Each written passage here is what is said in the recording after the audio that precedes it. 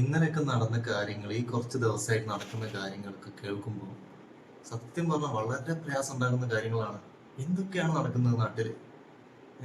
18 വയസ്സ് പോലും, പ്രായപൂർത്തി പോലും തികയാത്ത ചെറിയ കുഞ്ഞു മക്കളല്ലേ, വിദ്യാർത്ഥികളല്ലേ, അങ്ങോട്ടും ഇങ്ങോട്ടും പോർ വിളിച്ചുകൊണ്ട് പരസ്പരം തെരുവില് തല്ലിയിട്ട് ഒന്നും അറിയാതെ മരിച്ചു പോകല്ലേ, പരസ്പരം കൊല്ലല്ലേ, പോർവിളിയാണ് നടക്കുന്നത്.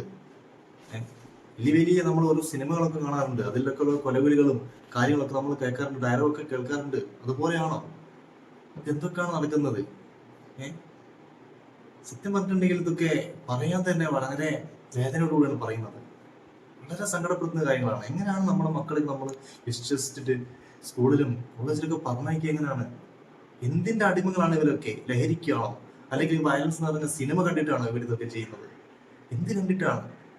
സർക്കാരും കാര്യങ്ങളൊക്കെ, സ്കൂളിലെ അധ്യാപകരൊക്കെ സജീവമായിട്ട് ഇടപെട്ടുകൊണ്ട് ഇതൊന്ന് കാര്യമായിട്ടൊന്ന് ചർച്ച ചെയ്യേണ്ട ഒരു വിഷയമായി മാറിയിട്ടുണ്ട്.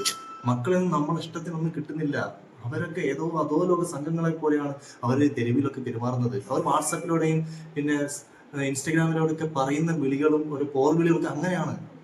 അധോലോക നായകന്മാരെ പോലെ, അധോലോകത്തിലെ ഓരോ ആളുകളെ പോലെയാണ് അവർ പെരുമാറുന്നത്. എന്ത് കഷ്ടമാണത്! ഇത് കാര്യമായിട്ട് പോലീസും സർക്കാരും അതിലുപരി നമ്മൾ ഓരോരോ വീട്ടിൽ നിന്നും തുടങ്ങേണ്ട കാര്യങ്ങളാണ് ഇതൊക്കെ. ഒന്നെന്ന് പറഞ്ഞാൽ നമ്മളെ വീട്ടിൽ നിന്ന് ആദ്യം തുടങ്ങണം. കാരണം നമ്മളെ പിഞ്ചു മക്കളാണ് ഇതൊക്കെ ഇങ്ങനത്തെ അക്രമത്തിനിരയാവുന്നത്, ആക്രമിക്കപ്പെടുന്നത്. ആക്രമണകാരണമായിട്ട് നമുക്ക് ഓരാണ്.